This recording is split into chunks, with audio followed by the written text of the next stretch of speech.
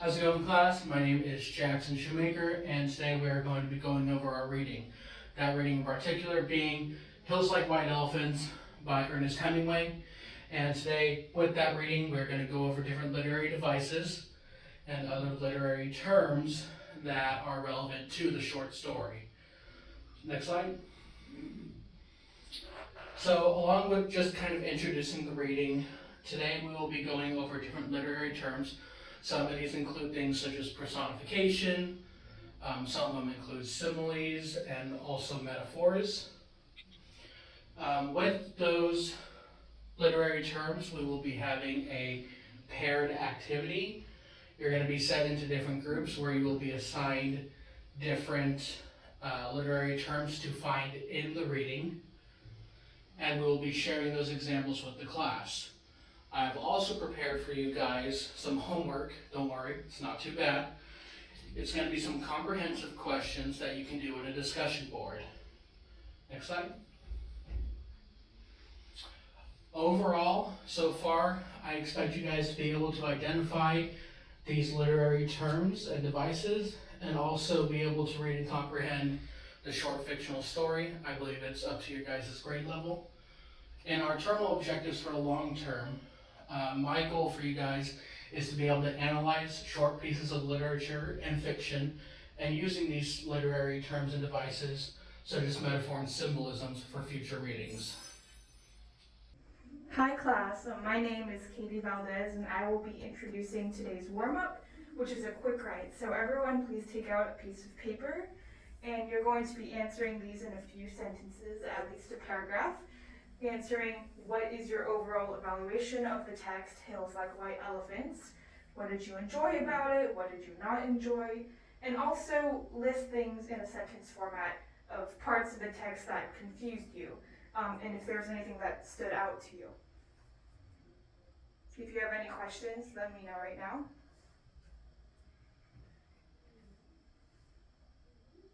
All right, we're going to go on and proceed with this activity then. Hi, I'm Addison Beck, and these are going to be the vocabulary words that we're going to go over today that will be able to be connected in the reading that we did. So go ahead, the handout's being passed out right now, and there's going to be all of these words on there, so go ahead and take notes in the following slides so that you guys will have references for the homework. An example of symbolism is a storm brewing on the horizon. If this phrase is describing a main character, it's going to symbol the emotional turmoil this character is going through, because we know that the character isn't actually a storm that's brewing, but they're experiencing this whirlwind of emotions that's being portrayed throughout the story as well, and this kind of captures that in a symbol. The second vocabulary word that we're going to be learning today is simile. So simile is a figure of speech involving the comparison of one thing with another thing of a different kind. This is used to make a description more emphatic or vivid. So you always know that a simile is a simile when the words like or as are being used. And in this example, we have she cried like a baby, right? So they're comparing the person or character of she to a baby because she's crying so much like a baby. It's trying to give that comparison of the two. Hi, I'm Madeline Campbell, and I am going to be introducing these next few vocabulary slides.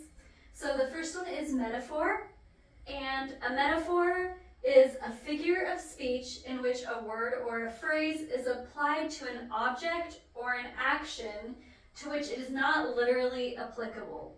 So we have the example right here, her eyes were diamonds. We know that her eyes were not literally diamonds, but this is just comparing. So it's similar to a simile, but it's different because we're not using like or as. Again, we're being a lot more literal here in this comparison. So the next one that we have is dialogue. And a dialogue is a discussion, and so that's between two or more people or groups, and it's especially directed towards an exploration of a particular subject or a resolution of a problem. So right here we have, I'm going to the store.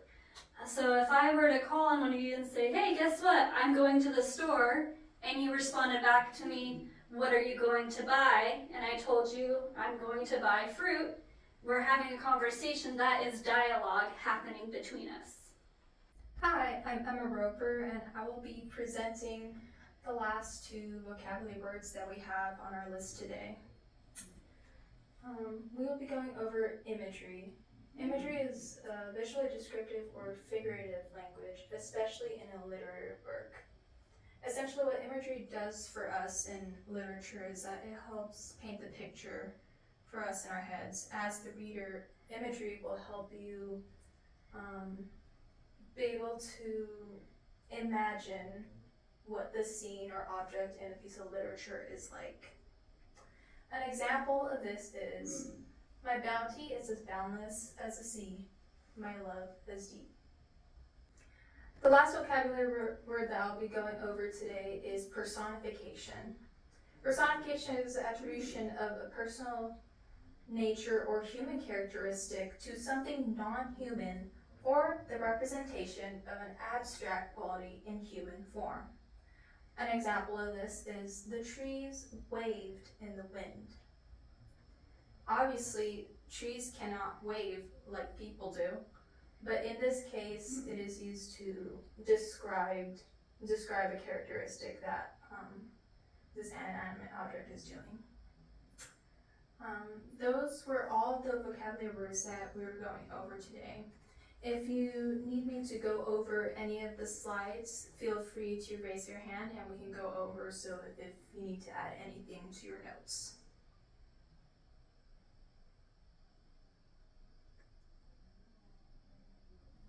Today's main activity, which is a pair or group activity. So right now, we will be dividing you all into either pairs or groups of 3 or 4, and we will be assigning each of you 1 to 2 of those terms that we just learned. And you're going to try and find an example of those terms in Hills Like White Elephants. And be prepared to share these examples with the class. Does anyone have any questions about this activity so far?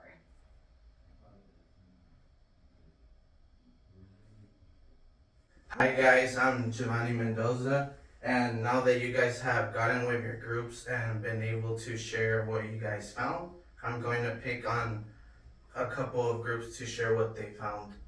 Would the personification group like to share out what they found?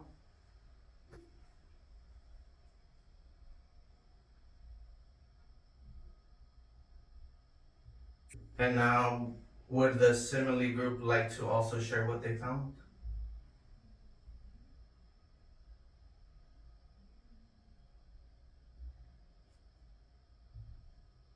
Okay, now that we've completed the lesson for today, the enabling objects you guys have completed is that you guys are able to identify terms related to literary devices.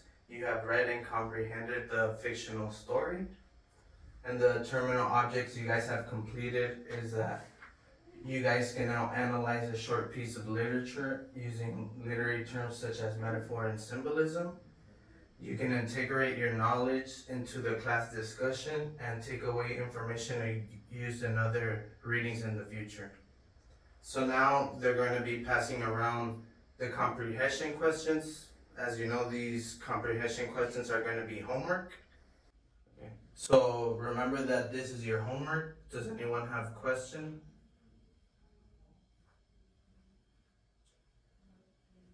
Okay, so for example, this is question D on your homework. So the question says, what is the small surgery the man wants to happen?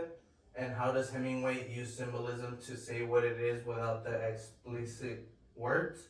So basically what you do is you look for symbolism in the text, which helps you answer the second part of the question. And then what is the small surgery that the man wants to happen? You have to realize that the man doesn't actually say what the surgery is, but you get the clues from reading the text. Well, that concludes class. The bell doesn't dismiss you, but I think you guys have earned to get out of class. Always feel free to email me or contact me at any time if you guys need any help in the discussions, and we will talk about the discussions tomorrow morning in class.